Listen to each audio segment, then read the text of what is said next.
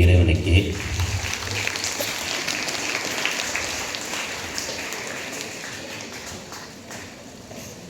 ஒரு பெரிய ஜமீன்தார் பணக்காரர் அவர் நேராக போயிட்டு பாரதியாரை பார்த்து, என்னிடம் அதிகமாக பணம் இருக்கின்றது, என்ன செய்தால் எனக்கு அதிகமாக புண்ணியம் கிடைக்கும், நான் கோயில் கட்டலாமா,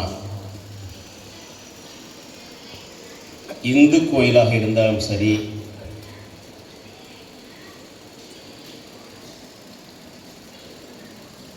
முஸ்லீம் கோயிலாக இருந்தாலும் சரி, பள்ளிவாசலாக இருந்தாலும், தேவாலயம் இருந்தாலும், கிறிஸ்டின்ஸ் கோயிலாக இருந்தாலும் சரி, கட்டலாமா, எனக்கு புண்ணியம் கிடைக்குமா அப்படின்னு கேட்டாங்க. அடுத்து எனக்கு இல்லை கிடைக்காது அப்படின்ட்டார். ஒரு பெரிய தொழிற்சாலை ஆரம்பித்து அந்த தொழிற்சாலையில் லட்சக்கணக்கான மனிதர்களுக்கு வேலை கொடுக்கலாமா என்று கேட்டார். அப்பையும் புண்ணியம் கிடைக்காது என்று சொல்லிவிட்டார். சரி, நிறைய கிட்டத்தட்ட ஆயிரக்கணக்கில் நிலங்களை வாங்கி அதில் விவசாயம் செய்து அந்த விவசாயத்திலிருந்து வருகின்ற தானியங்களை தானமாக கொடுக்கலாமா, அப்போது புண்ணியம் கிடைக்குமா என்று கேட்டார். கிடைக்காது என்று சொல்லிவிட்டார். சரி, அப்படி என்றால் பெரிய சத்திரங்கள் கட்டி, ஊருக்கு ஊர் சத்திரம் கட்டி இலவசமாக உணவு கொடுக்கலாமா என்று கேட்டார்கள். அப்பொழுதும் அவர் புண்ணியம் கிடைக்காது என்று சொல்லிவிட்டார். அப்பொழுது எப்பொழுதுதான் கிடைக்கும் எனக்கு புண்ணியம், அதற்கு ஒரு வழி சொல்லுங்கள் என்று கேட்கின்றார். யாரிடம்? பாரதியாரிடம். பாரதியார் சொன்னார், நீ எது செய்தாலும் உனக்கு புண்ணியம் கிடைக்காது, ஆனால் அன்னை சத்திரம் 1000 கட்டி நீ அன்னதானம் பண்ணு கொடுப்பதை விட ஆன்றோர் ஒருவருக்கு ஏழைக்கு கல்வி கொடுத்தால் அதை விட சிறந்த புண்ணியம் இல்லை என்று சொன்னார். எனவே அன்பார்ந்த பெற்றோர்களே, மாணவ செல்வங்களே, கல்வி அவ்வளவு சிறந்தது. எனவேதான் நமது பிள்ளைகள் 9ஆம் வகுப்பு 10ஆம் வகுப்பு பிள்ளைகள் கல்வியில் காலை மடக்க கல்வியில் சிறந்து விளங்க வேண்டும், உயர வேண்டும் என்பதற்காக சரியான இந்த காலகட்டத்தில் அரையாண்டு தேர்வு எழுதக்கூடிய இந்த காலகட்டத்தில் அரசு பொதுத் தேர்வு நெருங்குகின்ற இந்த காலகட்டத்தில் இந்த கருத்தரங்கு கூட்டத்தை நாங்கள் கூட்டியிருக்கின்றோம். இந்த கருத்தரங்கு கூட்டத்தை ஏற்பாடு செய்த நமது பள்ளியின் செயலர் GK அருண் அவர்களே, அவர் இல்லை, வெளியில் இருக்கிற முக்கியமான வேலையா. இந்த நிகழ்வில் முன்னிலை எடுத்து நடத்தி கொண்டிருக்கின்ற பள்ளியின் அட்மி முதல்வர், கிட்டத்தட்ட 21 ஆண்டு காலம் இங்கே பணியாற்றி கொண்டிருக்கின்ற அட்மி முதல்வர் பார்த்திபன் அவர்களே, கைத்தட்டலாமா? 21 ஆண்டு ஒரு கல்வி நிறுவனத்தில் பணியாற்று என்பது, அதுவும் தனியார் பள்ளியில் பணியாற்று என்பது அவ்வளவு ஈஸியான விஷயம் கிடையாது. இங்கு நல்ல ஒரு எஜுகேஷனை கொடுத்து கொண்டிருக்கின்ற அகாடமிக் முதல்வர் தேவதாஸ் அவர்களே, 9, 10ஆம் வகுப்பிற்கு அனைத்து பாடங்களையும் நல்ல முறையில் நடத்தி கொண்டிருக்கின்ற எங்கள் பள்ளியின் இருபால் ஆசிரியர்களே, நமது கல்வி நிறுவனத்திற்கு தூண்களாக ஆலமரத்தின் வீடுகள் தாங்கி பிடிப்பது போல் இங்கு தூண்களாக அமர்ந்திருக்கின்ற எங்கள் அன்புசால் பெற்றோர்களே,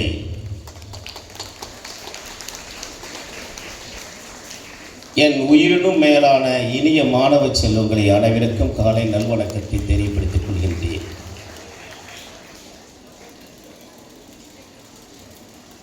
இங்கு 9ஆம் வகுப்பில் 171 மாணவ மாணவிகள், 10ஆம் வகுப்பில் 144 மாணவ மாணவிகள், மொத்தம் 320 மாணவர்கள். 320 மாணவர்களுக்கும் இங்கு பெற்றோர்கள் வர வேண்டும். அப்பா அம்மா 2 பேரும், அதான் வரவேற்றோம், வர சொன்னோம். அப்படின்னா கிட்டத்தட்ட 700 பேரண்ட் வரணும். ஆனால் இங்கே வந்திருக்கின்ற பேரண்ட்ஸ் ஒரு 120 130 பேர் தான் இருப்பாங்கன்னு நினைக்கிறேன். 150 பேரண்ட் வந்திருக்காங்க. மீதி சேர்லாம் அப்படியே கிடக்கு. நான் அப்பயே சொன்னேன் பிரின்ஸ்பால்கிட்ட, எங்கள் ஊர் பேரண்ட்ஸ்லாம் எப்படின்னு எனக்கு தெரியும். நீங்கள் உங்கள் ஊரில் நடக்கிற மாதிரி நினச்சிட்டு சொன்னால் அப்படியே பேரண்ட்லாம் வந்துடுவாங்க, ஒத்துழைச்சுவாங்கன்னு சொல்லி நினைக்காதீங்க. அப்பயே சொன்னவே சேர் வாடகை எடுக்கும் போதே சொன்னேன், சார் குறைச்சி எடுப்போம் சார்ன்னு. இப்போ அவர் இன்னும் 700 பேரண்ட்டு வருவாங்கன்னு கணக்கு போட்டு சேர் எடுத்து இப்போ வாடகை தான் காசு அதிகமாக போச்சு. இருந்தாலும் பரவாயில்ல, மதியம் 11th 12th பேரண்ட்ஸ் மீட்டிங் போட்டிருக்கோம், அது கரெக்டாக வந்துடுவாங்க. எனவே இந்த 320 மாணவ மாணவிகள் படித்துக் கொண்டிருக்கின்றார்கள். 10ஆம் வகுப்பு பொதுத் தேர்வுக்கு இன்னும் இருக்கக்கூடிய தேர்வு இன்றையிலிருந்து 97 நாள் தான் இருக்கு. 97 நாள். இந்த காலகட்டத்தில் நமது மாணவர்களை எப்படி உருவாக்க வேண்டும்? இது ஒரு கூட்டு முயற்சி. எப்படி கூட்டு முயற்சி என்று கேட்டால், ஆசிரியர்கள், பெற்றோர்கள், மாணவர்கள், பள்ளி நிர்வாகம், இந்த 4ம் சரியாக ஒற்றுமையோடு ஒழுங்காக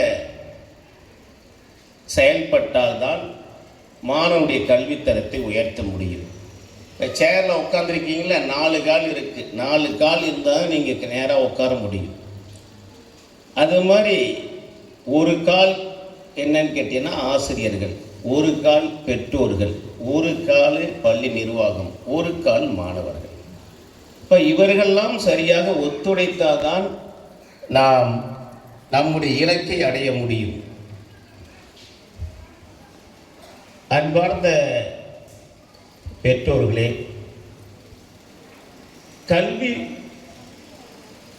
கல்விதான் ஒரு மனிதனின் வாழ்க்கையை உயர்த்துகிறது.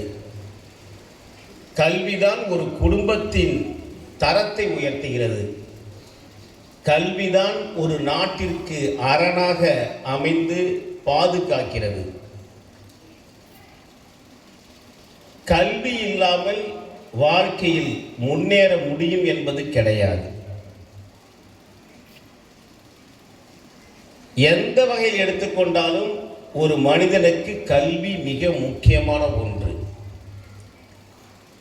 கல்வி என்றால் பாடப்புத்தகத்தை மட்டும் படித்து தமிழ், ஆங்கிலம், இங்கிலீஷ்,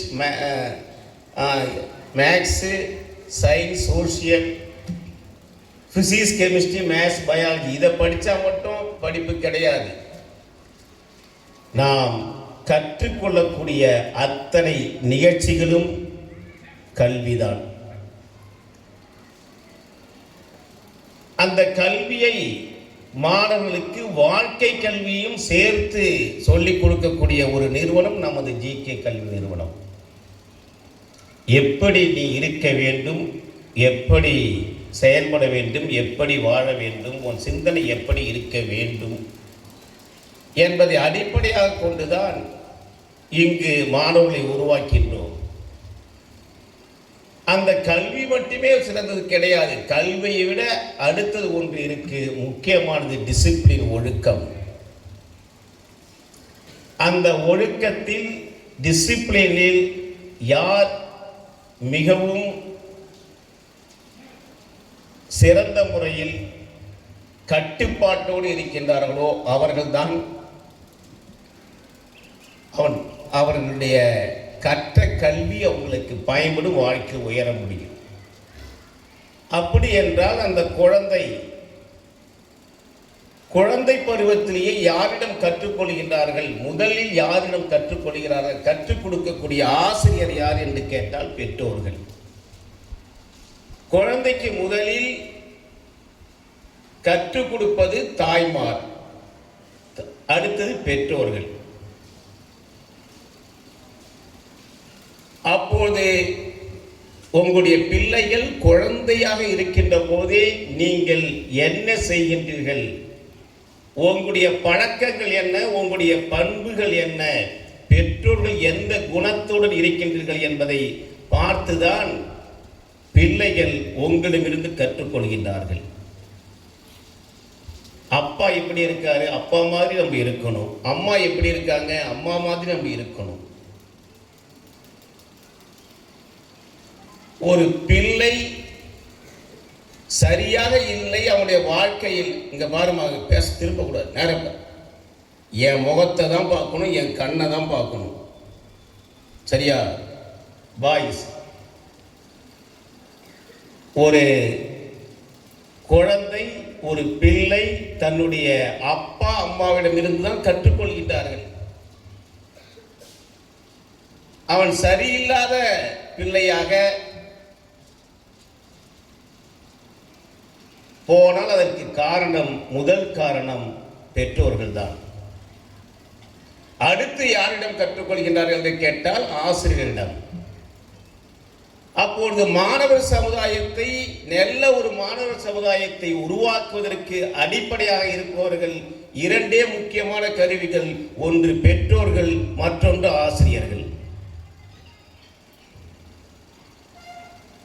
அதில் மிக முக்கிய பங்கு வகிப்பவர்கள் பெற்றோர்கள். 160% பெற்றோரின் பங்கு, 40% ஆசிரியருடைய பங்கு. ஏனால் முழு நேரமும் நீங்கள் குழந்தை பருவத்திலிருந்து அந்த பிள்ளைகளை நீங்கள் உருவாக்கக்கூடிய இடத்தில் பெற்றோர் இருக்கின்றீர்கள். அவன் நல்ல விஷயங்களை கற்றுக்கொண்டாலும் தீய விஷயங்களை கற்றுக்கொண்டாலும் பெற்றோர்கள். மூன்றாவதான ஒரு இடம் இருக்கின்றது, பெற்றோர்கள், ஆசிரியர்கள். மூன்றாவதாக இந்த சமுதாயம். அந்த மாணவரின் சூழ்நிலை, சமுதாயம் என்றால் அவன் யாரிடம் நட்பு வைத்திருக்கின்றான், நண்பர்கள், தோழிகள், அன்றாடம் பழகக்கூடியவர்கள், அன்றாடம் பேசக்கூடியவர்கள், அவன் பயன்படுத்தக்கூடிய கருவிகள் என்ன பயன்படுத்துகின்றான்? செல்போன் பயன்படுத்துகின்றானா? செல்போன்ல இன்ஸ்டாகிராம், வாட்ஸ்அப், ஃபேஸ்புக்கு இதை பயன்படுத்திக் கொண்டிருக்கின்றானா? அதிக நேரம் திரைப்படங்கள், டிவி என்று பார்த்து கொண்டிருக்கின்றானா? என் பிள்ளை நல்ல பிள்ளை, உன்னதமான பிள்ளை, என்னுடைய மகன் டிசிப்ளின் நம்பர் 1, அப்படித்தான் இருந்தான். ஆனால் இப்பொழுது அவன் நடவடிக்கை மாறுகின்றது, பழக்க வழக்கம் மாறுகின்றது. என்னுடைய மகள், என்னுடைய பெண் இப்படி பேசியதே கிடையாது. 7வது வரைக்கும் 8வது வரைக்கும் நல்லா இருந்தது, எதிர்த்து கூட பேச மாட்டான். ஆனா இன்னைக்கு 9வது 10வது வந்த பிறகு என் சொல்லு பேச்சை கேட்கறது இல்லை. நான் சொல்றதை கேட்க மாட்டாங்க. எத்தனை பெற்றோர்கள் வந்து எங்களிடம் சொல்லுகின்றார்கள். காரணம் என்ன? காரணம் என்ன? சரியாக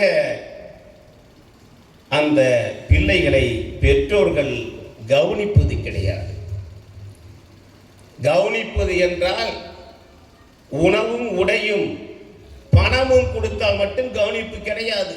அதை தாண்டி ஒன்று இருக்கின்றது. தங்கள் பிள்ளையின் மனசில் ஓடுகின்ற எண்ணங்கள் என்ன, எந்த எண்ணத்தோடு அது செயல்படுகின்றது? மனதில் இருக்கின்ற எண்ணங்கள் ஆக்கப்பூர்வமான எண்ணங்களா, பாசிட்டிவான எண்ணங்களா, நெகட்டிவான எண்ணங்களா? எப்படி இந்த பழக்கம் என் பிள்ளையிடம் வந்தது? இந்த பழக்கமே இருக்காது, இப்படி இருக்கின்றானே, இதற்கு காரணம் என்ன என்றால், அந்த தீய பழக்கம், ஒரு சில கெட்ட பழக்கங்கள், தீய பழக்கங்கள் வருவதற்கு காரணம் அந்த தீய எண்ணங்கள் எப்படி வந்தது என்று கேட்டால், பெற்றோர்கள் கவனம் தன் பிள்ளைகள் மீது குறையும் போது, பெற்றோர்கள் தன் பிள்ளையின் மீது இருக்கின்ற அக்கறை, அந்த ஆர்வம், அவர்களுக்காக பொருள் ஈட்டி நாம் உழைத்து கஷ்டப்பட்டு வேர்வை சிந்தி எவ்வளவுதான் பொருள் பணம் வாங்கினாலும் சேர்த்து வைத்தாலும் கூட அது போதுமா தன்னுடைய பிள்ளைகளுக்கு, குழந்தைகளுக்கு என்று கேட்டால் இல்லை, அது போதாது. அதை வைத்துக்கொண்டு எந்த பிள்ளைகளும் வாழ்க்கையில் முன்னேறுவது கிடையாது. எவ்வளவுதான் பணம் இருந்தாலும், கோடி கோடி ரூபாய் பணம் இருந்தாலும் கூட. ஆனால் அந்த பிள்ளைக்கு அடிப்படை அஸ்திவாரம் டிசிப்ளின், ஒழுக்கம். டிசிப்ளின், ஒழுக்கமும் கல்வியும் இருந்தால் நீங்க எதுவுமே சம்பாதிச்சு வைக்க வேணாம். அப்ப டிசிப்ளின் எங்கேருந்து வருகின்றது? ஒழுக்கம் எங்கேருந்து வருகின்றது? டிசிப்ளின் என்பது கட்டுப்பாடு இருந்தால்தான் எந்த இடத்திலையும் டிசிப்ளின் இருக்கும். கட்டுப்பாடு என்றால் பிள்ளையை பெல்ட்டை கைட்டு அடிப்பதா, இல்லை அநாகரிகமாக திட்டுவதா, பேசுவதா பிள்ளையை? அது இல்லை. அன்பான கட்டுப்பாடு, அன்பான கட்டுப்பாடு, அரவணைப்போடு கூடிய கட்டுப்பாடு. மாணவர்களுக்கு புரிய வைக்க வேண்டும் தன்னுடைய பிள்ளைகளுக்கு. எது செய்தால் உனக்கு நன்மை, எது செய்தால் உனக்கு தீமை, நீ எப்படி நடக்க வேண்டும், எப்படி இருக்க வேண்டும், யாரிடம் நட்பு கொள்ள வேண்டும், யாரிடம் நட்பு கொள்ளக்கூடாது, பள்ளியிலுக்கு எப்படி செல்ல வேண்டும், எப்படி படிக்க வேண்டும், உன் செயல்பாடு என்ன, இதையெல்லாம் கவனிக்க வேண்டும் பெற்றோர்கள். கட்டுப்பாடு என்பது மிக முக்கியம். காட்டில் ஒட்டக சிங்கி இருக்கின்றது, இருக்கிறதுலே உயரமானது ஒட்டகம், இருக்கிறதுலே உயரமானது ஒட்டகம். அந்த ஒட்டகம் தன்னுடைய குட்டியை ஈன்ற பொழுது என்ன செய்ய வேண்டும் கேட்டால், குட்டி தரையில் வந்து விழுந்து அமர்ந்த பிறகு விழுந்தவுடன் அந்த குட்டி தாயின் வயிற்றில் பஞ்சு மெத்தையில் மெதமெதடி இருந்த குட்டி, ஆனால் தரையில் வந்து வீழ்ந்த பிறகு அது கட்டாந்தர வீழ்ந்த பிறகு அதனால் எழுந்திருக்க முடியாது, அப்படியே கிடைக்கும். தாய் ஒட்டகம் என்ன செய்யும் தெரியுமா? நேராக சென்று அந்த தாய் ஒட்டகம் தன் குட்டியை பின்புறத்தின் காலால் உதைத்து தள்ளும். உதைத்து தள்ளும் போது அந்த குட்டி வலி தாங்காமல் எழுந்திருந்து நிற்கும். எழுந்திருந்து நிற்கும் போது தடுமாறும், மீண்டும் கீழே விழுந்துவிடும். பிறகு அந்த தாய் ஒட்டகம் மீண்டும் போய் பின்காலால் வேகமாக உதைக்கும், திரும்ப எழுந்திருக்கும், எழுந்திருந்து 2 அடி எடுத்து வைக்கும், திரும்பும் விழுந்துவிடும், திரும்பும் உதைக்கும், மீண்டும் உதைக்கும், மீண்டும் எழுந்திருக்கும், நடக்க முடியாது, விழும், மீண்டும் மீண்டும் உதைத்து எப்பொழுது அது எழுந்திருந்து நடக்கின்றதோ அது வரைக்கும் அந்த தாய் ஒட்டகம் குட்டியை உதைத்து கொண்டே இருக்கும். உதைக்கும் போது என் குட்டிக்கு வலிக்கும், பாசத்தால் அது உதைக்காமல் இருந்தால் அந்த குட்டி எப்படி அந்த காட்டில் வாழும்? அது காலால் நின்று அதை மற்ற விலங்கினங்கள் வருகின்ற போது தன் உயிரை பாதுகாப்பதற்கு வேகமாக ஓட வேண்டும். அதோடு மட்டுமல்ல, குட்டியை ஈன்ற பிறகு அது நடக்காமல் இருந்தால், எழுந்திருந்து ஓடாமல் இருந்தால் அங்கு இருக்க காட்டுப்பன்றிகள் எல்லாம் அதை இறைச்சியாக மாமிசமாக சாப்பிட்டு விடும். எனவேதான் தான் பெற்ற குட்டி, தான் ஈன்ற அந்த ஒட்டக குட்டி வளர வேண்டும், அது வாழ வேண்டும் என்ற நோக்கத்தோடு தான் அந்த தாய் ஒட்டகம் அதை எட்டி உதைக்கின்றது. உதைப்பதால் வலிக்கும், தற்கால வழியாக இருக்குமே உடைய, ஆனால் நீண்ட காலம் வாழ்வதற்கு அந்த உதை அதற்கு தேவைப்படுகிறது. எனவேதான் பெற்றோர்களே, தன் பிள்ளைகள் செய்கின்ற தவறுகளை, தன் பிள்ளைகள் தெரிந்தோ தெரியாமல் செய்கின்ற அந்த தவறுகளை நீங்கள் புரியும்படி கேட்டு கண்டிக்க வேண்டும், கட்டுப்பாடு இருக்க வேண்டும். அந்த கட்டுப்பாடு தான் தன் பிள்ளையின் வாழ்க்கை உயர்த்தும். இல்லையே என்றால் அவன் திசை மாறி போய்விட்டான். இன்று நான் 1986 மாணவர்களை பார்த்து கொண்டிருக்கின்றேன்.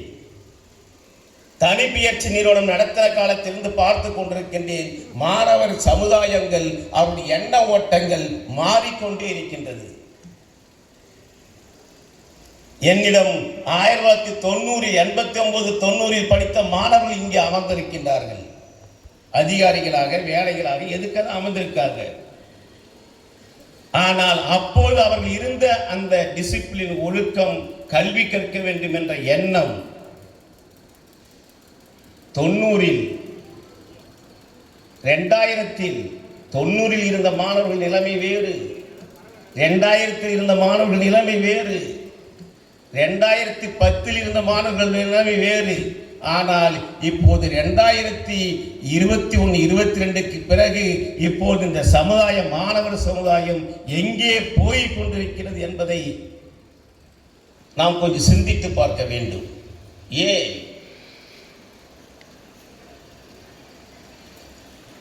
பெற்றோர்கள் பிள்ளைகளை கண்டிக்க பயப்படுகின்றார்கள்? ஆசிரியர்கள் கண்டித்தாலும் ஏன் கண்டிக்கின்றது என்று கேட்கக்கூடிய ஒரு சில பெற்றோர்கள் இருக்கின்றார்கள். தன் பிள்ளையை கேட்டால், திருத்தினால் எங்க மனம் வருந்துமோ, எங்க கஷ்டப்படுவாளோ,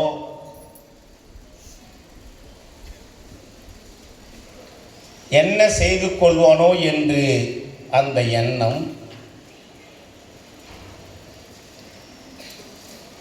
நான் ஒரே ஒரு பிள்ளை, ஒரே ஒரு பெண் பிள்ளை, ஒரே ஒரு ஆண் பிள்ளை வைத்திருக்கின்றேனே என்ற ஒரு பிள்ளை. அப்போது 5 பிள்ளை, 8 பிள்ளை, 10 பிள்ளை இருந்தாலும் ஒரு பிள்ளை இல்லைன்னா ஒரு பிள்ளை வந்துடுவான். 5 பிள்ளை இருக்கும் போதே கண்ட்ரோலாக வைத்திருந்தார்கள் பெற்றோர்கள், ஆசிரியர்கள். ஆனால் இப்போ நான் ஒரு பிள்ளை தான் வச்சிருக்கோம். அந்த ஒரு பிள்ளையும் உருப்படியாக நல்ல பழக்க வழக்கத்தோட, பண்போட, டிசிப்ளினா, நல்ல அறிவை பெற்று, திறமையை பெற்று உள்ள பிள்ளையாக வளர்க்க வேண்டும் என்றால் அதற்கு கட்டுப்பாடு தேவை. அது அன்பான கட்டுப்பாடாக இருக்கணும். சுட்டி காட்டணும், இதை செய்யலாம், இதை செய்யக்கூடாது என்பதை நீங்கள் புரிய வைக்க வேண்டும். புரிய வைக்க வேண்டும். என்ன செய்யணும்? அதை தான் சொல்றேன். கவனம் செலுத்த வேண்டும். பிள்ளைகள் மீது கவனம் செலுத்த வேண்டும் என்றால் அவர் மனதில் என்ன ஓட்டங்கள் இருக்கின்றது? ஒரு மாணவன், ஒரு மனிதனுடைய மற்ற உயிரினங்களுக்கு இல்லாத ஒரு அற்புதம் தாவரங்களுக்கு இல்லை, மரங்களுக்கு இல்லை, விலங்கினங்களுக்கு இல்லை, எந்த உயிரினங்களுக்கும் கிடையாது. இறைவன் நம் மனிதனுக்கு மட்டும் ஒரு அற்புதமான ஒரு கருவியை கொடுத்திருக்கின்றான். அதுதான் மனசு. அந்த மனசில் தோன்றக்கூடிய எண்ணங்கள் தான் பெரிய பெரிய அரிய பெரிய கண்டுபிடிப்புகளை, பெரிய சாதனைகளை, அவன் வாழ்க்கையில் எப்படி உயர வேண்டும் என்ற அந்த சக்தியை, அந்த ஆற்றலை, அந்த உணர்வை கொடுக்கக்கூடியது மனசில் தோன்றக்கூடிய எண்ணங்கள்.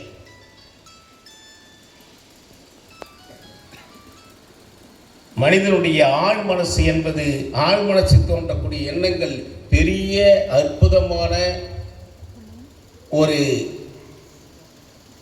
ஆற்றல் மிகு உற்பத்தி சாலை. மனிதன் வாழ்க்கை உயர்த்தக்கூடிய உற்பத்தி சாலை ஆழ் மனசு தான்.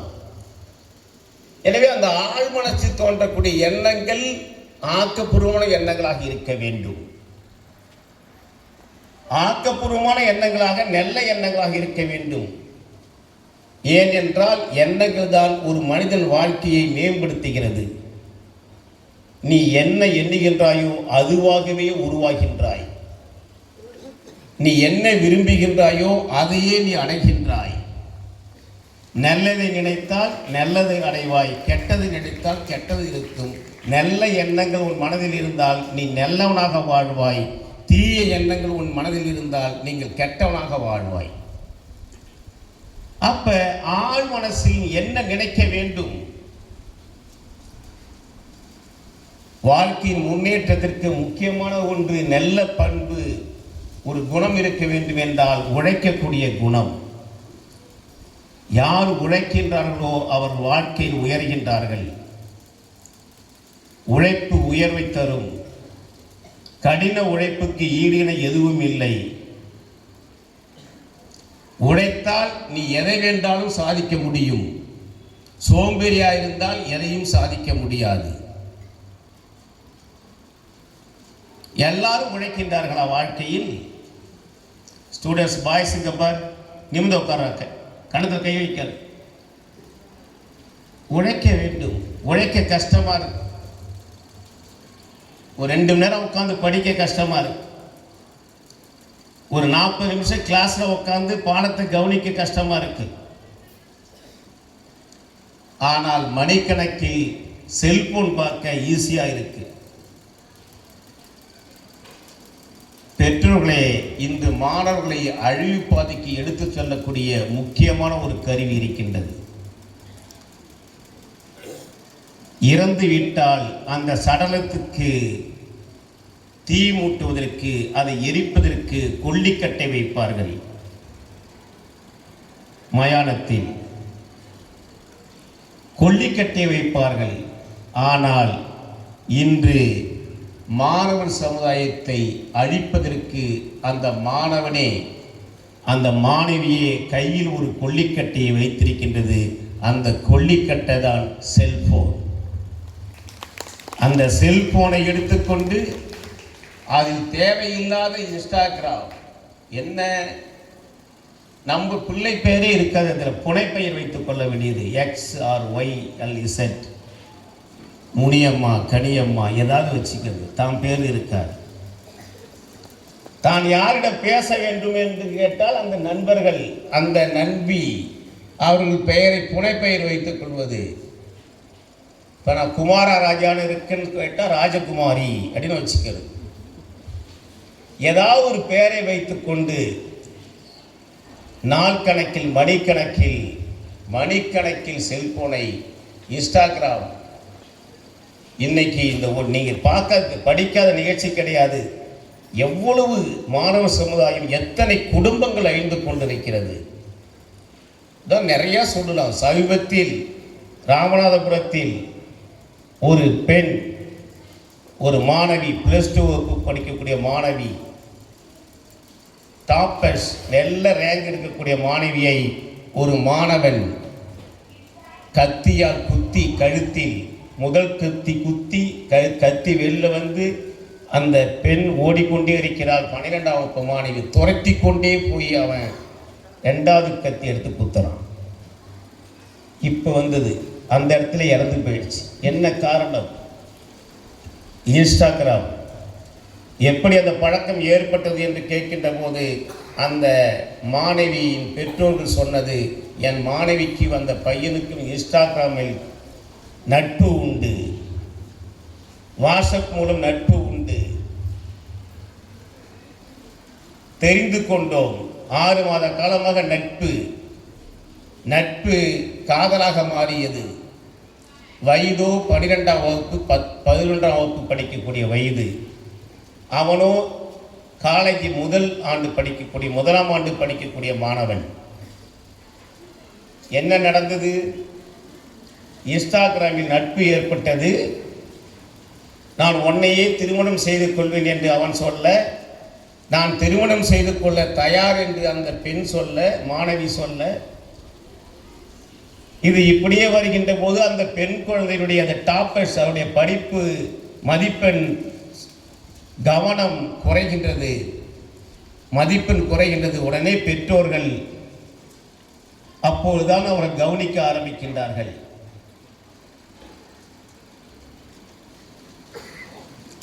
கண்டுபிடித்து விடுகிறார்கள். உடனே அந்த அவர் பெண் குழந்தைக்கு கூட்டு அந்த பெற்றோர்கள் அமர வைத்து, தன்னுடைய மடியில் அமர வைத்து, அவருடைய எது நல்லது எது கெட்டது, இது தேவையா, இதெல்லாம் தேவையில்லை அம்மா, எப்படிமா ஏற்படுது பழக்கம் போது இன்ஸ்டாகிராம் மூலம் என்று சொல்லும் போது, இனிமேல் நீ பேசக்கூடாது, கண்டித்து அந்த மாணவியை கண்டித்துனா அன்பாக கண்டித்து புரிய வைத்து, நம்முடைய குடும்பம் இப்படி இருக்கு, ஏழ்மையான சூழலில் இருக்கிறோம், நம்ம அப்பா ஒரு பெரிய குடிகாரன், அவனும் வாழ்க்கையில் ஒன்றும் செய்ய மாட்டான், நீ உன்னை எப்படியாவது படிக்க வச்சு நீ மேலே பெரிய அதிகாரியாக வர வேண்டும் என்று எண்ணிட்டு இருக்கும். அந்த நேரத்தில் இப்படி இருக்கேன்னு சொல்லும்போது அந்த குழந்தை புரிந்து கொண்டு அந்த பெண் குழந்தை அந்த தொடர்பை கட்டி அந்த நட்பை துண்டித்து விட்டது. இருந்தால் அவன் விடலை, தொடர்ந்து வந்து தொந்தரவு கொடுத்துட்டே இருக்கான். ஒரு காலகட்டத்தில் அது பேருந்து பஸ் ஏறப்போகுது, ஏறும்போது அங்கே வந்து அது தோழில் நின்று கொண்டிருக்கின்றது. இவன் அதை விடாப்படியாக என்னை திருமணம் செய்து கொள்ள வேண்டும் என்று கேட்கின்றான். அது முடியாது என்று சொல்கின்றது. உடனே மறைத்திருந்த அந்த கத்தியை எடுத்து கழுத்தில் குத்தி விட்டான். அக்கம் பக்கத்தில் ஹாஸ்பிட்டலுக்கு கொண்டு போகிறாங்க, அது இறந்து போயிடுச்சு. உடனே உறவினர்லாம் சேர்ந்து ஸ்ட்ரைக் பண்ணுறாங்க. அவனை பிடிக்க போகிறான், கடற்கரை வரல உட்காந்துருக்கான், பிடிச்சிட்டு வந்தால் போதையில் இருக்கிறான், கஞ்சாவில் இருக்கான். கஞ்சா பழக்கம் ஏற்பட்டது. உடனே அங்கு இருக்கின்ற பெரியவர்கள் எல்லாம் பேட்டி கொடுக்கின்றார்கள், எங்கள் ஊரில் அதிகமான கஞ்சா பழக்கம் இருக்கின்றது, குடிப்பழக்கம் இருக்கின்றது, இளைஞர்கள் வீணாகிக் கொண்டு இருக்கின்றார்கள். எனவேதான் அந்த போதையில் என்ன செய்வது என்று தெரியாமல் அவன் கைத்தை எடுத்து குத்திவிட்டான். இது யார் குற்றவாளி? அந்த மாணவனா அல்லது அந்த மாணவியா, அந்த பெண் குழந்தையா, இல்லை இந்த சமுதாயமா? யார் குற்றவாளி? ஆசிரியர்களா? யார் குற்றவாளி? ஆராய்ந்து பார்த்தா தெரியும், குற்றவாளிகள் பெற்றோர்கள் தான். ஏன் பெற்றோர்கள் ஏன் அந்த செல்போனை கொடுக்கணும்? செல்போனை கொடுக்கணும் இல்லாமல் அவன் என்ன செஞ்சிட்டு இருக்கான், எத்தனை மணி நேரம் பேசுகிறான், இத்தனை மணி நேரம் செல்போன் கொடுக்கணுமா, அதில் இன்ஸ்டாகிராம்லாம் பயன்படுத்தணுமா, அதெல்லாம் பிளாக் பண்ணணும், ஏதாவது கவனம் இல்லை, கவனிக்கலை. எனவேதான் தயவு செய்து வந்திருக்கின்ற பெற்றோர்களுக்கு அன்பான வேண்டுகோள், நீங்கள் செல்போனை உங்கள் மாணவரிடம் கொடுக்காதீர்கள். இப்போது அவருக்கு தேவையில்லை, கல்லூரிக்கு செல்கின்ற போது பயன்படுத்தி கொள்ளலாம். ஏதாவது ஃபோன் வந்தால் ஃபோன் மட்டும் கொடுங்க, இல்லாட்டி பட்னு செல் வாங்கி வச்சுக்கிங்க வீட்டில். உங்கள் செல்லாம் எடுத்து பூட்டி வச்சுக்கிங்க. அவன் இப்போ ஸ்கூலுக்கு வந்த பிறகு எடுத்து படிங்க, பார்த்துக்குங்க. அதை பார்த்து எல்லாம் சீரியல் பார்க்கறது, சீரியல் இப்போலாம் சீரியல் வந்து டிவியில் உட்காந்து பார்க்குறதே கிடையாது. சமையல் அறையில் உட்காந்துட்டு செல்ஃபோனை வச்சுக்கிட்டு பார்த்துட்டு, அது சமையல் நல்லா இருக்கும், நல்லாலையோ, உப்பு அதிகமாக இருக்கோ, புளிப்பு அவன் வீட்டுக்காரன் சாப்பிட்றாங்க சாப்பிடல, ஏதாவது போனால் போ அப்படின்னு சொல்லிட்டு அது செல்லை பார்த்துட்டே சமைக்கிறது. அது எப்படி சுவையாக இருக்கும்?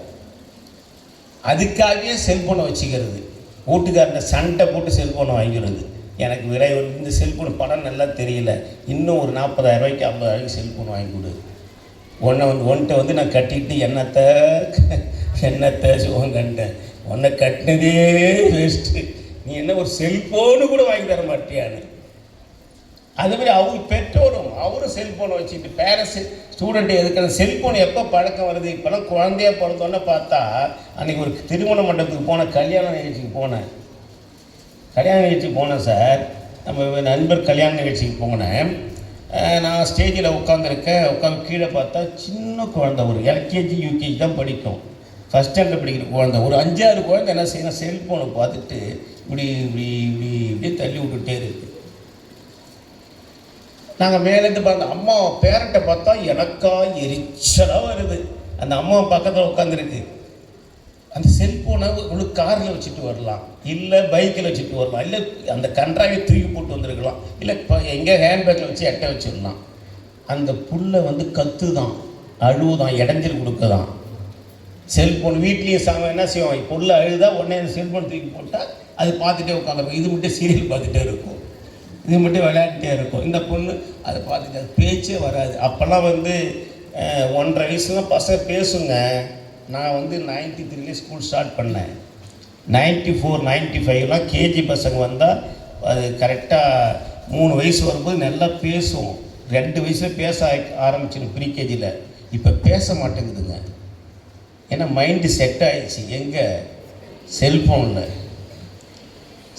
செட் ஆகிடுச்சிங்க. அதாவது செல்ஃபோனை பார்த்தே அங்கே சாப்பிட்டு 3 வயசு வந்த பிறகு இங்கே ஸ்கூலுக்கு வந்த பிறகு எல்கேஜி வந்தால் சோறு திங்க மாட்டேங்குது. சாப்பாடுங்க மிஸ்ஸுங்க ஊட்டுனாலும் துப்புது. ஏன்னு கேட்டிங்கன்னா அது செல்ஃபோனை கொடுத்தாலும் சாப்பிடுது. ஏன்னா அது உண்மை. அந்த மைண்டு அதில் இருக்க நியூரான் செட்டில் இருக்கு இல்லையா, அந்த நரம்பு அசிட்டிக் அமிலம் மாதிரி ஒரு இது அமிலம் ஒன்று, அது சுரக்கும் போது தான் அது சாப்பிட தோணும். அது என்ன செல்ஃபோனோட செட் ஆகிடுச்சு. செல்ஃபோனை பார்த்தா தான் அது வேலை செய்யும். அப்போ தான் வாயை திறக்கும். இங்கே எடுத்து ஊட்டி விட்டு ஆயா மூட்டும் வச்சுக்குது. வச்சுட்டு மிஞ்சி போனால் சாப்பிடணும், மிஸ்ஸு முடிஞ்சு தூண்டு. காரணம் செல்ஃபோன். அந்த செல்ஃபோனு தான். இதே என்ன கேட்டாங்கன்னு கேட்டிங்கன்னா, ஒரு வீட்டுக்கார அம்மா தன் மாமியாவுக்கான தேட ஆரம்பிச்சிச்சு. எங்கே தேடி பார்த்து லாஸ்ட்டில் போய் எங்கள் மாமியாரை ஸ்டேஷனில் கேஸ் கொடுத்துச்சு. மாமியாரை காணும். ஏன்னா இல்லை மாமியாரை காணுங்க, கண்டுபிடிச்சி கொடுங்க. அம்மா இந்த காலத்தை பொண்ணம்மா, மாமியாரை காணுன்னு தேடுற ஒரே பொண்ணு நீந்தாம்மா, உன்னை ரொம்ப பாராட்டணும்மா. இவ்வளோ அக்கறையாக இருக்கேன் மாமியார் மேலே. ஒன்றை மாதிரி ஒவ்வொரு குடும்பத்து பொண்ணும் இருந்தால் ஐயோ இந்த மாமியாரெலாம் எவ்வளோ மகிழ்ச்சியாக இருப்பாங்க. அவ்வளோ அக்கறையோட மாமியார் கேட்குறியாம்மா? ஏம்மா? இல்லை நான் செல்ஃபோனை வச்சுருந்தா கேட்டுச்சு, அதை பார்க்கக்கூடாது, சமைச்சு கொடுக்க சொல்லிச்சு. சண்டை வந்துச்சு. சண்டை வந்தோன்னா அது கோச்சிட்டு போடிச்சு. இப்போ எனக்கு சண்டை போடவே ஆள் கிடையாது வீட்டில். மாமியார் இருந்தால் சண்டை போட்டு இருப்பேன், பொழுதுபோக்காக இருக்கும். மாமியாரை கண்டுபிடிச்சி கொடுங்க. அப்போ சண்டை போகிறதுக்காகவே மாமியார் இருக்காங்க. இல்லாட்டி தூக்கி கொண்டு எல்லாரையும் கொண்டு அனாதை இல்லத்தில் போட்டுருது. அனாதை இல்லத்தில் கொண்டு ஹாஸ்டல் சேர்த்துறது. எல்லாம் கவனிச்சிக்கங்க. இங்கே இருக்கின்ற மாணவ செல்வங்களே, பெற்றோர்கள் தான் தெய்வம், கடவுள். எத்தனையோ குழந்தைகளுக்கு பெற்றோர்கள், ஒரு சில பெற்றோர்கள் இல்லை இந்த உலகத்தில். அம்மா இல்லை, அம்மா இருந்தால் அப்பா இல்லை, அப்பா இருந்தால் அம்மா இல்லை. உடலையும் உயிரையும் இரத்தத்தையும் கொடுத்தது பெற்றோர்கள் தான். அவர்கள் உயிரோடு இருக்கும்போது அவர்களை வணங்க வேண்டும், போற்ற வேண்டும், பாதுகாக்க வேண்டும். பெற்றோர்கள் நம்முடைய பொக்கிஷம். அவர்களை உதாசீனப்படுத்தினால் உன்னுடைய எதிர்காலம் காலம் பதில் சொல்லும். காலம் பதில் சொல்லும். ஏன்னா நீங்கள் இப்படி இருந்தால் உங்கள் புள்ள, நான் சொன்ன ஆரம்பத்திலேயே, யார்கிட்ட கற்றுக்கிறது? பேரண்ட்ஸ்கிட்ட. அது பார்ப்போம். சரி, இன்றைக்கி நம்ம அப்பா நம்ம தாத்தா பாட்டி இப்படி நடத்துகிறாங்க, நம்ம அம்மாவை இப்படி நடத்துகிறாங்க, ரைட். நாளைக்கு நம்ம வரும்போது நம்ம அப்பா அம்மாவை இப்படி தான் நடத்தணும். இது மாதிரி தான் கொண்டு அனாதை இல்லத்தில் விடணும்னு அந்த எண்ணம் வந்துவிடும். அது வரக்கூடாது. பெற்றோர்களை நீங்கள் போற்ற வேண்டும், மதிக்க வேண்டும், கவனிக்க வேண்டும்.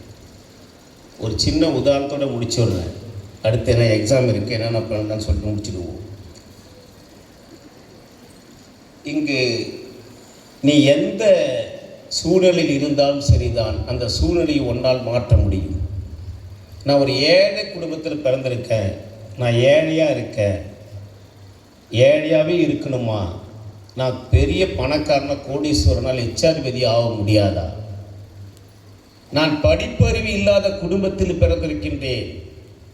நான் எடுக்கக்கூடிய மதிப்பெண் 500க்கு 250, 300 மதிப்பெண் தான். என்னால் 500க்கு 498, 99, 500 மார்க்கு 490 மார்க் எடுக்க முடியாதா?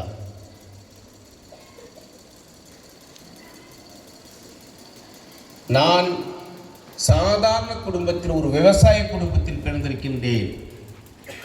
நான் நாளைக்கு யூபிஎஸ் தேர்வு எழுதி ஒரு ஐஏஎஸ் கலெக்டராக, ஐபிஎஸ் அதிகாரியாக, பேங்க் பெரிய மேனேஜராக, தொழிலதிபராக, இல்லை மாஸ்டர் மாதிரி ஸ்கூலுக்கு சேர்மனாக வர முடியாதா? முடியும், முடியும். எப்பொழுது முடியும்? நீ ஏழை குடும்பத்தில் பிறந்தாலும் சரிதான். எந்த ஒரு ஏழை குடும்பத்தில் பிறந்த ஒருவன் ஏழ்மையை பற்றி நினைத்து கொண்டே இருந்தால் அவன் கடைசி வரைக்கும் ஏழையாகவே இருப்பான்.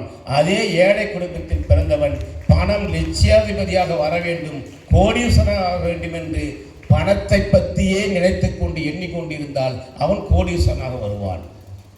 கல்வி அறிவே இல்லாத, நம் படிப்பறிவே இல்லாத பெற்றோருக்கு பிள்ளையாக குடும்பத்தில் பிறந்து நாம் படிக்க முடியாது, நம்ம அப்பா படிக்கலை, அம்மா படிக்கலை, யாருமே படிக்கலை, நம்ம மட்டும் எப்படி படித்து ஸ்டேட் ஃபஸ்ட்டு வர முடியும், டிஸ்ட்ரிக்ட் ஃபஸ்ட்டு வர முடியும் அப்படி நினைக்காம என்னாலும் முடியும், நான் ஸ்டேட் ஃபஸ்ட்டு 500க்கு 500 மார்க் எடுப்பேன், physics, chemistry, maths, biology, Tamil, English, சோஷியலில் நான் கண்டிப்பாக 100க்கு 100 எடுத்து 500க்கு 500 மார்க் எடுப்பேன் என்று ஆழ் மனதில் எண்ணினால் கண்டிப்பாக நீனும் முதல் மாணவனாக, மாணவியாக வர முடியும். நீ என்ன எண்ணுகிறாயோ அதுதான். நான் விவசாய குடும்பத்தில் பிறந்தாலும் நான் ஒரு ஐஏஎஸ், ஐபிஎஸ் அதிகாரியாக வர முடியும் என்று நீ எண்ணினால் கண்டிப்பாக வர முடியும். எத்தனையோ பேர் வந்திருக்காங்க. ஒன்றும் இல்லைங்க, நடந்த கதைங்க. மதுரையில் ஒரு சாதாரண துப்புரவு கூட்ட அம்மா, தெருக்கூட்ட அம்மா, பேரூராட்சி வேலை செய்யக்கூடிய அந்த தெருக்கூட்ட தொழிலை செய்கின்ற அந்த தொழிலாளி, அந்த தாய், 2 பிள்ளைகள், ஆண் பிள்ளை, பெண் பிள்ளை, 2 பிள்ளைகள். அந்த பிள்ளைகளுக்கு அவர் அப்பா குடிகாரன், குடிச்சியே ஒழிஞ்சு அழிஞ்சு விட்டார், இறந்து போயிட்டார். அந்த அம்மா தெருவை கூட்டி தான் அந்த சம்பளத்தை வாங்கி, அந்த காசை வாங்கி தன் பிள்ளைகளை அரசு பள்ளியில் படிக்க வைத்தது. அரசு பள்ளியில் படித்தாலும் கூட அந்த குழந்தை படிக்க முடியல, அங்கங்கே கடை வாங்கி எப்படியோ படிக்க வச்சு நல்ல மதிப்பெண், டாப் ஸ்டூடெண்ட், டாப் ரேங்க் ஸ்டூடெண்ட்டாக வந்து அந்த பொண்ணும் படித்து +2 முடிச்சுட்டு சென்னைக்கு போய் அங்கே யூபிஎஸ் தேர்வுக்கு கோச்சிங் சேர்ந்து அப்படியே தேர்வு பாஸ் பண்ணி கலெக்டர் ஆகிடுச்சு. ஐஏஎஸ் கலெக்டர் ஆகிட்டது. அவன் பையன் படித்து நல்ல ஐடி வரைக்கும் படித்து பெரிய இன்ஜினியர் ஆகி அமெரிக்காவில் போய் வேலை பார்க்குறான். கிட்டத்தட்ட வருஷத்துக்கு அவங்களுக்கு கோடிக்கணக்கான ரூபாய் வருமானம் வருகின்றது. அந்த 2 குழந்தைகளும் தாயிடம் வந்து இவ்வளோ கஷ்டப்பட்டு உழைச்சி படிக்க வச்சம்மா, ஆனால் என் கண்ணு இங்கே பாடுறா, வாயில் கையை வைக்காத, ஒன்னதான் வாய் கை, கவனம் தேவை, கவனிச்சாதான் நீ ஜெயிக்க முடியும். ஒரு மனிதனுக்கு கேட்கிற சக்தியும் கவனமும் இருந்தால் அவன் வாழ்க்கையில் வெற்றி பெறுகின்றான். நீ கவனிக்கணும், கண்ணு பார்க்கணும், கவனிச்சுட்டு இருக்கணும், காது கூர்ந்து கேட்கணும்,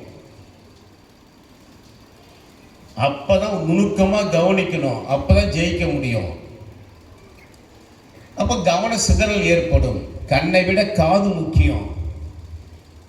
செவிக்கு உணவு இல்லாத போதுதான் சிறிது வயிற்றுக்கு ஈயப்படும் என்று சொன்னார்கள். காது கொடுத்து கேட்கணும். ஏன்னா சொல்றக்கூடிய கருத்து, ஒரு சொல் வாழ்க்கை வெல்லும், ஒரு சொல் வாழ்க்கையை கொல்லும். நீ கேட்குற சொல்ல ஒரு சொல் இருந்தால் அது வாழ்க்கையில் வந்து உயர்த்தும். கேட்கும்போது, படிக்கும்போது, புத்தகத்தில் நீ படிக்கும்போது ஏதாவது ஒரு வார்த்தை உன் வாழ்க்கை பிரட்டி போடும். நான்லாம் வாழ்க்கையில் இந்த அளவுக்கு அந்த காரணம் என்ன கேட்டால் புத்தகங்கள் தான்.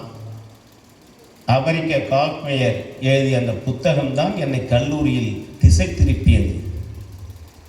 அதில் இருக்கிற ஒவ்வொரு எண்ணங்களை மேம்படுத்தும், எப்படி கோடீஸ்வராக எப்படி, விரும்புவதை அடைவது எப்படி, நிறைய புத்தகம் எழுதியிருக்கார். சொல்ற கருத்தை காது கொடுத்து கேட்கணும். எனவே அந்த வேலைக்கு வந்த பிறகு ஒரு 2 குழந்தை சேர்ந்து அம்மாட்ட போய், அம்மா நீ வேலையை விட்டுடுமா, இன்னைக்கு கூட்டுற வேலை செய்ய வேணாம், எங்களுக்கு வெக்கமாக இருக்குது, வானா அமெரிக்காவுக்கு வந்தது, இல்லை கலெக்டராக வேலை பார்க்குறேன் எங்கள் மாவட்டத்துக்கு வந்துட்டு போய் சொன்னாங்க. அப்போ அந்த தொழிலாளி அம்மா, துப்புரவு தொழில் செய்கின்ற தாய் சொன்னது என்ன தெரியுமா? அதுதான் அம்மா என்ன சொன்னார் தெரியுமா? அன்பு பிள்ளைகளே, நீங்கள் இன்னைக்கு இந்த நிலைமைக்கு நீ கலெக்டராகவும், நீ மாதம் கிட்டத்தட்ட பல லட்சங்களை சம்பாதிக்கக்கூடிய ஒரு பெரிய இன்ஜினியராகவும் அமெரிக்காவில் இருக்கின்றார் என்று கேட்டால், உங்களை இந்த அளவுக்கு உயர்த்தியதற்கும் நம் குடும்பம் செழிப்பாக இந்த அளவுக்கு இருந்ததற்கு காரணம் நான் செய்த இந்த கூற்ற தொழில்தான். எனவே இந்த தொழில்தான், இந்த வேலைதான் நம் குடும்பத்தை உயர்த்தியது. எனவே கடைசி வரைக்கும் இந்த வேலையை நான் செய்து கொண்டே இருப்பேன், உங்களோடு நான் வரமாட்டேன். செய்யும் தொழிலே தெய்வம். நாம் என்ன வேலை பார்க்கின்றோமோ அதை தெய்வமாக மதிக்க வேண்டும் என்ற உணர்வை அந்த குழந்தைகளுக்கு அந்த தாய் ஊட்டிவிட்டார். அப்படிதான் பெற்றோர்கள் இருக்கின்றார்கள். உங்கள் பெற்றோருக்கு செய்யக்கூடிய கடமை அதுதான். சரிங்களா? டைம் ஆகிடுச்சு, முடிச்சிட போகிறோம். ஏன்னா அடுத்த மீட்டிங் 2:30 இருக்குது. இப்போ 10th மாணவர்களுக்கு 97 நாட்கள் தான் இருக்கின்றது. நிறைய டெஸ்ட்டு உங்களுக்கு கிட்டத்தட்ட ஒரு 20 டெஸ்ட்டு வச்சுருக்காங்க டாப்பர்ஸுக்கு. இங்கே 10th மாணவர்களுக்கு 20 டெஸ்ட். இந்த 20 டெஸ்ட்டும் உங்கள் குழந்தைகள் எழுத வேண்டும்.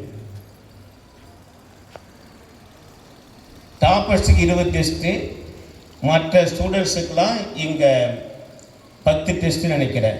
இந்த டெஸ்ட்டு எழுதணும். காலையில் எழுந்திரிச்சு படிக்கணும். அதிகாலையில் 4 மணிக்கு உங்களை மெசேஜ் வரும், படிக்க சொல்லுங்கள் எழுதி. நைட்டு ஒரு 9 மணி வரைக்கும் 10 மணி வரைக்கும் படிக்கணும். 6 மணி நேரம் படிக்கணும். எங்கே 6 மணி நேரம் படிக்கிறது? வீட்டுக்கு வந்தால் 7 to 8, 8 to 9, 9 to 10. +2 இருந்தால் 11 மணி வரைக்குமே படிக்கலாம். காலையில் வந்தால் 4 to 5, 5 to 6, 6 மணி நேரம். காலையில் ஏஞ்சி படிக்கணுங்க. சுபமுகூர்த்த நேரத்தில் ஏஞ்சி படிக்கணும். குழந்தை மட்டும் படிக்கிறதில்லை, நம்மளே எழுந்திரிக்கணும்.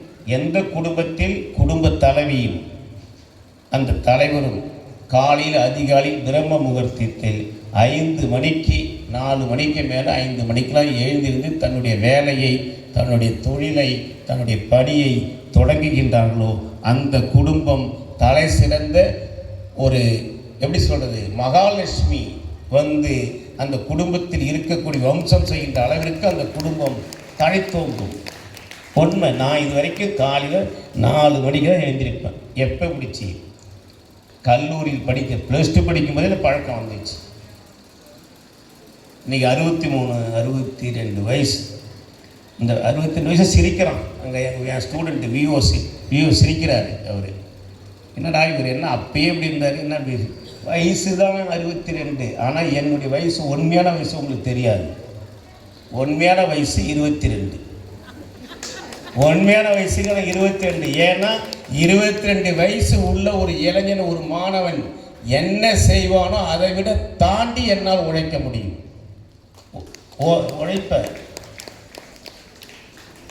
இன்னும் உழைச்சிட்டு இருப்பான். எனக்கு பிடிச்சதே உழைப்பு தான். எனக்கு பிடிச்சது எதுன்னு கேட்டிங்கன்னா உழைக்க தான் எனக்கு பிடிக்கும், வேறு எதுவும் பிடிக்காது. அடுத்து நான் கடவுள்கிட்ட என்ன திறமை வேண்டிப்பேன்? கடவுள்கிட்ட டெய்லி வேண்டிக்கும் போது எத்தனை பிறவி எடுத்தாலும் 100 பிறவி சொல்லுவாங்க, 100 பிறவி எடுக்கலாம் அப்படின்னு ஒரு சாஸ்திரத்தில் இருக்குது. எத்தனை பிறவி எடுத்தாலும் 100 பிறவி எடுத்தாலும் கடவுளே, இறைவனே, நான் அத்தனை பிறவிகளிலும் ஆசிரியராகவே இருக்க வேண்டும். ஏனென்றால் ஆசிரியர் தான் ஒரு மாணவ சமுதாயத்தை உருவாக்க முடியும், நல்ல மாணவர்களை உருவாக்க உருவாக்கக்கூடிய அந்த ஆசிரியராகவே நான் இருக்க வேண்டும் என்று இறைவனிடம் நான் வேண்டிக்கொள். உண்மை, இது சத்தியம், பொய் சொல்லல. எவ்வளவுதான் அத்தனை கார் வச்சிருந்தாலும், கோடிக்கணக்கில் பணம் வச்சிருந்தாலும், என்ன வச்சாலும் ஜாலியாக இருக்கலாம். இல்லை, எனக்கு புள்ளியோ முகத்தை பார்க்கணும். எவ்வளோ பெரிய அந்த கேஜி வகுப்புலேருந்து அப்படி நடந்து அப்படி +2 வகுப்பு வரைக்கும் அந்த குழந்தையோட பார்த்துட்டு வரும்போது, அந்த பிள்ளையை போகும்போது வரும்போதும் எங்கள் ஆசிரியர்கள் அதெல்லாம் பார்க்கும்போது அது அலாதி, அது ஒரு இன்பமே அலாதியான இன்பம், அது பெரிய சொர்க்கம். இந்த பள்ளி ஜிகே மெட்ரிக் மேல்நிலைப்பள்ளி சிபிஎஸ்சி பள்ளி வளாகம் தெய்வ கலாச்சாரம் புரிந்த ஒரு சொர்க்க பூமி இது. எனவே இதில் வந்தாலே ஒரு பாசிட்டிவான வைப்ரேஷன் வந்துடும். எனவே நீங்கள் இந்த 20 டெஸ்ட் எழுதணும். நீங்கள் பெற்றோர்கள் செய்யக்கூடியது, செய்யக்கூடாது, அதை மட்டும் சொல்லிட்டு முடிச்சுக்கிறேன். 1, பெற்றோர்கள் பிள்ளைகளுக்கு தன்னம்பிக்கை கொடுக்க வேண்டும், நம்பிக்கை கொடுக்கணும். நம்பிக்கை நட்சத்திரமாக இங்கே இருக்கணும். யார்கிட்டும் ஒப்பிட்டு பேசக்கூடாது. அந்த போய் அவனை பாரு, அவன் ரேங்க் எடுக்கிறான், இவன் நீ இப்படி படித்து அவன் அந்த புள்ள பாரு அதே ஸ்கூலில் தான் படிக்குது, அந்த 490 மார்க் எடுக்குது, நீ அங்கே படிச்சுட்டு 250 மார்க் எடுக்கிறிய சொல்லக்கூடாது. ஒப்பிட்டு பேச, நம்பிக்கை கொடுக்கணும். நீ 250 மார்க் எடுத்துக்க பரவாயில்ல, அடுத்த வட்டி நீ மார்க் எடு, 300 மார்க் எடு, நெக்ஸ்ட் டைமு 300 மார்க் எடு.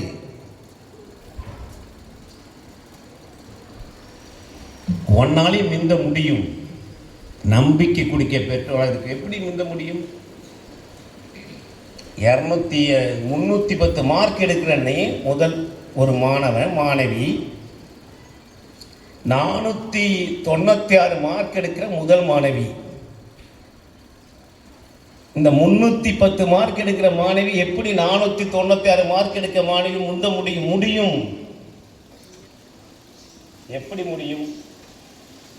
எப்படி முடியும் தெரியுமா? நம்பிக்கையோடு அந்த 310 எடுக்கிற மாணவி அடுத்த தேர்வில் படித்து உழைத்து அதிக நேரத்தை தன் படிப்பில் செலவிட்டு உழைத்து கவனத்தோடு படித்து உழைக்கும் போது அந்த மாணவி 310 326 மதிப்பெண் எடுத்திருக்கும்.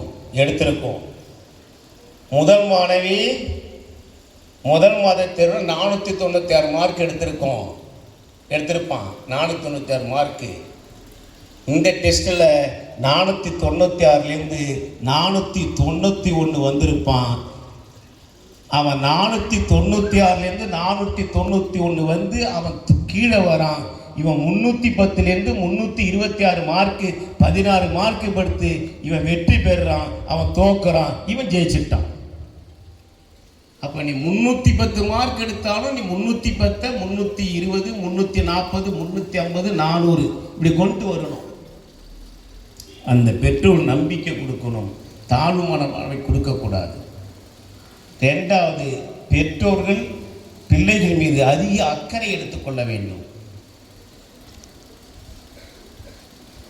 பெற்றோர்கள் அதிக அக்கறை எடுத்துக்கொள்ள வேண்டும். அவர்களிடம் குறை இருந்தால் அதை சரி செய்ய கற்றுக்கொள்ள வேண்டும்.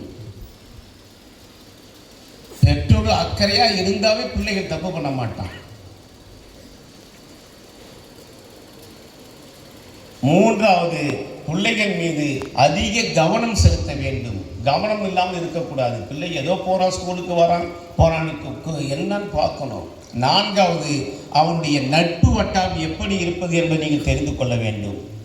அன்றாட பழகக்கூடிய நண்பர்கள் யார்?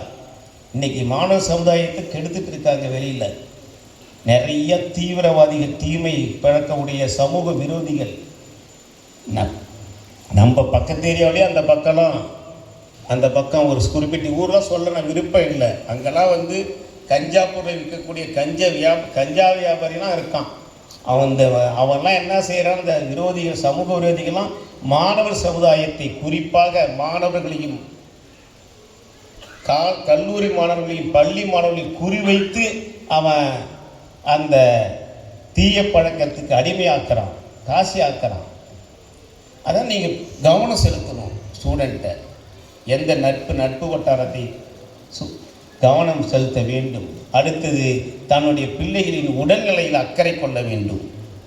உடம்பு எப்படி இருக்கு? சோகமாக உட்காந்தா ஏன் சோகமாக இருக்க? என்ன ஆச்சு? ஸ்கூல் ஏதாவது பிரச்சனையா? என்ன பண்ணிட்ட? ஏன் வலிக்குதா? உடம்பு தலை வலிக்குதா? அப்போ அந்த ஸ்கூலின் பிள்ளையினுடைய உடல்நிலையில், உடம்பில் ஆரோக்கியத்தில் அக்கறை செலுத்த வேண்டும். என்ன சாப்பாடு கொடுக்கணும், என்ன சாப்பாடு கொடுக்கக்கூடாது. டெய்லி உங்கள் பிள்ளைகளுக்கு நான் சொல்கிறேன், 4 பாதாம் பருப்பு, 4 பிஸ்தா, 4 முந்திரி பருப்பு, 4 பேரிச்சம்பழம், உலர்ந்த திராட்சை, ட்ரை ஃப்ரூட்ஸ் கொஞ்சம் ஒரு பொடி அள்ளி போட்டு டப்பாவில் போட்டு கொடுத்து அனுப்புங்க. மதியான சாப்பாட்டுக்கு 2 முட்டை வைங்க. நீங்களே முட்டையை சாப்பிட்டுருக்காதீங்க. சுட்டாலும் நம்ம மட்டும் இருக்கக்கூடாது, பிள்ளைகளும் வரணும். புரியுங்களா? பிள்ளைகளுக்கு டெய்லி ஒரு முட்டை, ஆரோக்கியமான உணவு. இந்த மற்றதெல்லாம் இந்த இது கடையில் விற்கிறதெல்லாம் பிஸ்கட்டே கொடுக்காதீங்க. பிஸ்கட்டே இப்போ சரியில்லைங்கிறான். பிஸ்கட் சத்தான உணவு கிடையாதுன்னு சொல்லிட்டாங்க. பிஸ்கட் சாப்பிடக்கூடாது. அப்புறம் இந்த வேற எதையும் எண்ணெயில் போட்டது வறுத்ததெல்லாம் கொடுக்காதீங்க. ஹெல்த்தான உணவு கொடுங்க. வீட்டில் போய் என்ன வீட்டில் வந்த வரைக்கும் அதை உடல்நிலையில் அக்கறை கொள்ளுங்கள். முக்கியமாக சத்தான உணவு கொடுக்க வேண்டும். அடுத்தது அவர்கள் நல்லா பார்த்துங்க, குழந்தைகளுடைய எண்ண ஓட்டங்கள் எப்படி இருக்கிறது இதெல்லாம் பாருங்க. காலையில் எழுப்பி விடுங்க. காலையில் நம்ம ஏஞ்சாலும் அவங்க எழுந்திக்கிறதுக்கு எழுந்திரிக்க மாட்டாங்க. 7 மணிக்கு 6 மணிக்கெலாம் எழுந்திரிக்கக்கூடாது. பிரம்ம முகூர்த்தத்தை எழுந்திரிக்கணும். அதிகாலை 4 மணி சொல்லுவாங்க. பெரியவர் சொல்லியிருக்கார் ஒருத்தர், 4 மணிக்கு எழுந்திருந்தால் அவன் ஞானிகள். 4 மணிக்கு ஒருத்தவங்க எழுச்சி வேலையை பார்த்தாங்கன்னா அவன் ஞானி. 5 மணிக்கு எழுந்திருந்தால் அவன் அறிஞர்.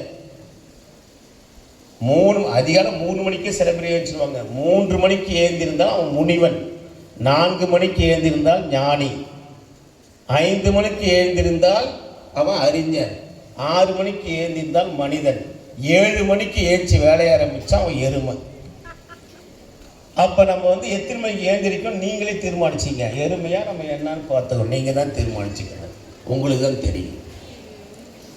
அப்போ அதிகாலையில் எழுந்திருக்கக்கூடிய பழக்கத்தை ஏற்படுத்தி கொள்ளுங்கள். அது மிக முக்கியம். அதையும் பார்த்து கொள்ளுங்கள். மிக வாழ்க்கையில் நம் பிள்ளைகளை உருவாக்குவதற்கு இன்னும் நீங்கள் கவனம் செலுத்த வேண்டும். ஏன் உழைக்க முடியவில்லை என்று கேட்டால், எந்த மனிதனுக்கு பெரிய இலக்கு இருக்கோ அவன் தான் உழைக்க முடியும். உன் இலக்கு பெரியதாக இருக்க வேண்டும். உன் இலக்கு, உன்னுடைய குறிக்கோள், நீ பெரிய இலக்கு வச்சிக்க. ஸோ 10th படிக்கிறேன்னா 500க்கு 300 மார்க் எடுத்து நினச்சிக்காத. 10th படிக்கும்போது 500க்கு 300 மார்க் 200 மார்க் எடுத்து போதுன்னா நீ உழைக்க மாட்ட. மாதத்துக்கு நான் 30,000 சம்பாதிக்கிறேன் அது போதுன்னு நினச்சா நீ உழைக்க மாட்டேன். மாதத்துக்கு நான் 5 லட்சம் சம்பாதிக்கணும் அப்படின்னா சரி, நம்ம விஓ வேலை பார்க்குறோமா, அடிஷ்னலாக இன்னொரு வேலை பார்ப்போம். வெளியில் இன்னும் ஒரு தொழில் ஆரம்பிப்போம். ஒரு பெட்டி கடை ஆரம்பிப்போம். ஒரு டீ கடை ஆரம்பிப்போம். இல்லை இன்னொரு அதிகப்படுத்த நம்ம என்ன செய்ய முடியும்? நம்ம அப்பா மாதம் 20,000 சம்பாதிக்கிறாரு. நம்ம அப்பா விவசாயம் இருந்து மாதம் வெறும் விவசாயத்தில் செலவு பண்ணி கடன்காரன் ஆகிட்டாரு. வருமானமே இல்லை. அப்பா வருமானம் ஆண்டுக்கு 2 லட்சம் 3 லட்சம் தான் வருது. ஆனால் நான் வருடத்திற்கு பல கோடி ரூபாய் சம்பாதிக்கக்கூடிய அளவிற்கு என்னை உயர்த்தி கொள்வேன் என்ற அந்த பெரிய இலக்கை ஏற்படுத்திக்க. அப்போ தான் நீ உழைப்ப. யார் பெரிய இலக்கு வச்சுருக்கோ அவங்க தான் உழைக்க முடியும். வீட்டில் கூட 2 பேர் சமைக்கிறதுக்குனா ஈஸியாக சமைச்சிடலாம். சுறுசுறுப்பாக இருக்க மாட்டேன். அப்படி சோம்பேறி தண்ணி வச்சு இந்த காது நெறிவிடு 2 பேர் தான் வீட்டுக்காரன் நம்ம தானே. ஆனால் அதே வீட்டில் ஒரு 15 பேருக்கு சமைக்கணும்னா எப்படி? ஒன்று ஒடையாரணும், தண்ணி எடுத்து வந்து வைக்கணும், வெங்காயத்தை குறிக்கணும், காய்கறியை வெட்டணும், எப்படி வேலை சுறுசுறுப்பாக இருக்கும். அப்போ நம்முடைய வேலை பெருசாக இருந்தால் நாம் ஆக்டிவாக இருப்போம், சுறுசுறுப்பாக இருப்போம், நம்முடைய செயல்பாடு துரிதமாக இருக்கும். இப்போ நானே இருக்கேன்னா அடுத்தது என்ன செய்யணும்? அடுத்து இலக்கு பெரிய இலக்காக இருக்கணும், சாதாரண இலக்காக இருக்கக்கூடாது. சைக்கிள் வச்சுருந்தா அடுத்து நம்ம பைக்கு வாங்கணும், பைக்கு வாங்கினா கார் வாங்கணும், காரே இல்லையே கார் வாங்கணும். கார் வாங்கினா இன்னொரு கார் வாங்கணும், உயர்ந்து அப்படி போயிட்டு இருக்கணும். அப்படிதான் இலக்கு இருக்கணும். அப்படி இருந்தால் நீ வந்து உனக்கு தீய எண்ணமே நெகட்டிவ் எண்ணமே வராது. நம்ம வாழ்க்கையில் எப்படி உயரணும், எப்படி முன்னேறணும், அப்படியே அதுலேயே சிந்தனை இருக்கும். நீ கடினமாக உழைக்க ஆரம்பிச்சிடணும். சோம்பேறியா இருக்கிறதுக்கு காரணம்னா லட்சியம் இல்லை, உனக்கு இலக்கு இல்லை, குறிக்கோள் இல்லை. அதான் நீ சோம்பேறியா இருக்கு. அதுதான் ஏமாத்துற, அதுதான் போர் அடிக்குது, அதுதான் வாழ்க்கை வெறுக்குது. எனக்கு வாழ்க்கையே போர் அடிக்கிறதுக்கு காரணம் என்ன? உனக்கு எந்த குறிக்கோளும் இல்லை, அதுதான் உனக்கு வாழ்க்கை வெறுக்குது. அப்போ உனக்கு இலக்கு பெரிதாக இருக்கணும். இலக்கு பெரிதாக இருக்கும்போது அந்த இலக்கின் மீது கண்டிப்பாக உனக்கு விருப்பம் இருக்க வேண்டும். இலக்கின் மீது விருப்பம் இருந்தால் உனக்கு நம்பிக்கை வரும். நம்பிக்கை வந்துவிட்டால் நீ முயற்சி செய்ய ஆரம்பித்து விடுவாய். நீ முயற்சி செய்யும் போது, விடாமுயற்சியாக மாறும்போது, எத்தனை தடை வந்தாலும் எவ்வளவு பிரச்சனை வந்தாலும் முயற்சி செய்ய ஆரம்பிச்சிடுவாய். அந்த விடாமுயற்சி உன்னை உழைக்க தூண்டும். அந்த உழைப்பு கடினமாக உழைக்க செய்யும். கடினமாக உழைத்தால் நீ வெற்றி பெறுவாய், ஜெயிப்பாய். அதுதான். அப்போ நீ உழைக்க ஆரம்பிச்சிடணும். என்னை உழைக்க ஆரம்பியுங்கள். மாணவர்களுக்கு இங்கே அத்தனை வசதி செஞ்சு கொடுத்துருக்காங்க. சார்லாம் சொன்னாங்க, வெளி தூரத்துலேருந்து வரான், லேட்டாக வரான்னா அவங்களாம் நீங்கள் ஹாஸ்டலில் சேர்த்துருங்க, சரிங்களா? அடுத்தது கால நேரத்தில் கரெக்டாக கிளாஸ் வர சொல்லுங்கள். எக்ஸாம் முடிஞ்சோடனே பேப்பர் வீட்டுக்கு எடுத்துகிட்டு வருவான், கையெழுத்து போடுங்க, பேப்பரை பாருங்கள், எக்ஸாம் பேப்பரெலாம் பாருங்கள், ரேக்கார்டை பாருங்கள், உற்சாகத்தை மூட்டுங்க. ஓகேவா? எனவே வந்திருக்கின்ற அத்தனை பெற்றோர்களும் 9ஆம் வகுப்பு படிக்கக்கூடிய மாணவர்களுக்கு 10ஆம் வகுப்புக்குரிய பாடப்பகுதியை தொடங்கிவிட்டோம். இன்னும் ஒரு சில மாணவர்களுக்கு பாட புத்தகங்கள் வாங்கி கொடுக்கவில்லை, நோட்டு வாங்கி கொடுக்கவில்லை. உடனடியாக நீங்கள் அந்த நோட்டு புத்தகங்களை வாங்கி கொடுத்து விட வேண்டும். 10ஆம் வகுப்பு மாணவர்கள் இன்னும் படிக்கக்கூடிய நேரத்தை வீட்டில் அதிகப்படுத்திக் கொள்ள வேண்டும். நேரத்தை அதிகமாக நீ முதலீடு செய்தாவே நீ வாழ்க்கையில் ஜெயிக்க ஆரம்பிச்சிடுவாய். ஒரு சாதாரண குடும்பத்தில் பிறந்த கூகுள் கம்பெனியோட CEO யாருன்னு தெரியுமா? ஸ்டூடெண்ட்ஸ், கூகுள் கம்பெனியோட CEO யாரு? யாரு? நம்ம தமிழ்நாட்டுக்காரர். யாரு? சுந்தர் பிச்சை. யாரு? சுந்தர் பிச்சை. சுந்தர் பிச்சையுடைய ஒரு வருட வருமானம் சம்பளம் எவ்வளவு தெரியுமா? சுந்தர் பிச்சை சாதாரண குடும்பத்தில் பிறந்தவர். சென்னையில் படித்தார், கல்லூரியில், மதுரையில் +2 வரைக்கும் படித்தார்.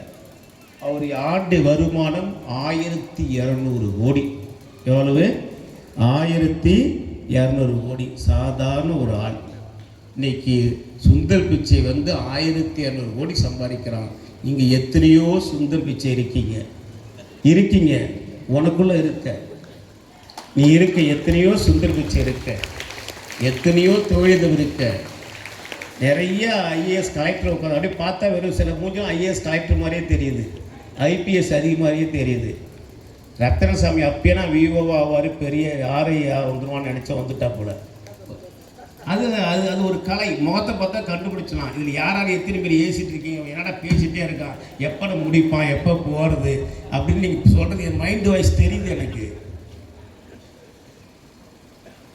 எனவே வாழ்க்கையில் வெற்றி பெற வேண்டும் என்றால் திரும்பவும் சொல்கிறேன், நாம் உயர்ந்த இலக்கை எடுத்துக்கொள்ள வேண்டும். அந்த இலக்கில் வெற்றி அடைவதற்கு ஒரு மந்திரத்தை சொல்லிட்டு போகிறேன். 1, விருப்பம் என்னும் விதியை பயன்படுத்தணும். விருப்பம், இன்வால்மெண்ட். 2, நம்பிக்கை என்னும் விதியை பயன்படுத்தணும். 3, எதிர்பார்ப்பு என்ற விதியை பயன்படுத்தணும். உனக்கு விருப்பம் என்பதுதான், உனக்கு அந்த விருப்பம்தான் உன்னை உழைக்க தூண்டுகிறது, செயல்பட தூண்டுகிறது. நம்பிக்கை தான் உன்னை முயற்சி செய்ய தூண்டுகிறது. எதிர்பார்ப்பு, அந்த கனவு, கற்பனை தான் நீ என்ன நினைக்கோ அதை அடைந்து விட்டதாக நினைக்கணும். அதுதான் உனக்கு வெற்றியை கொடுக்கின்றது. எனவே மாணவ செல்வங்களே, அன்புசால் பெற்றோர்களே, நீங்கள் வாழ்க்கையில் உயர்ந்த லட்சியத்தை, குறிக்கோளை ஏற்படுத்தி கொண்டு விருப்பம், நம்பிக்கை, எதிர்பார்ப்போடு வாழுங்கள். வாழ்க்கையில் முன்னேறுங்கள். GK மெட்ரிக் மேல்நிலைப் பள்ளியில் படிக்கக்கூடிய ஜிகே கல்வி குழுமத்தில் மெட்ரிக்காக இருந்தாலும் சிபிஎஸ்சியாக இருந்தாலும் படிக்கக்கூடிய மாணவர்கள் தலை சிறந்த மாணவர்களாக இருந்தாலும் இதுவரை வந்து கொண்டிருக்கின்றார்கள். இதுவரைக்கும் நம்ம 10th தேர்வில் இதுவரை 100% தேர்ச்சி தான், ஃபெயிலே கிடையாது. தொடர்ந்து 27 முறை 28 முறை 100% தேர்ச்சி பெற்றிருக்கோம். 10th ஃபஸ்ட்டு, செகண்டு, தேர்டு 3 மாவட்ட அளவிலும் அளவிலும் கிட்டத்தட்ட 21 முறை வாங்கியிருக்கோம் மாற்றி மாற்றி. +2லையும் அதே மாதிரி கிட்டத்தட்ட மாவட்ட மாநில அளவில் நாம் 19 முறை ஃபஸ்ட்டு, செகண்டு, தேர்டு வாங்கியிருக்கோம். 100% ரிசல்ட்டை 23 முறை வாங்கியிருக்கோம். எனவே அந்த அளவுக்கு ஒரு உயர்ந்த பள்ளியில் நீங்கள் படிக்க வைத்திருக்கின்றீர்கள். உங்கள் குழந்தையின் நலனில் நாங்கள் அக்கறை உள்ளவர்களாக இருக்கின்றோம். நாம் வருகின்ற அரசு பொதுத் தேர்வில் 10ஆம் வகுப்பு பொதுத் தேர்வில் அதிக மதிப்பெண் இலக்குகளை சென்ற ஆண்டை விட இந்த ஆண்டு அதிக மதிப்பெண்ணை பெற வேண்டும். அதற்காக உழைக்க வேண்டும். மாணவ செல்வங்கள் அனைவரும் நல்ல உடல்நலத்தோடும் ஊக்கத்தோடும் அக்கறையோடும் நீங்கள் இருக்க வேண்டும். எல்லாம் வல்ல இறைவன் அதற்கு அருள் புரிய வேண்டும் என்று கூறி விடைபெறுகிறேன். நன்றி, வணக்கம்.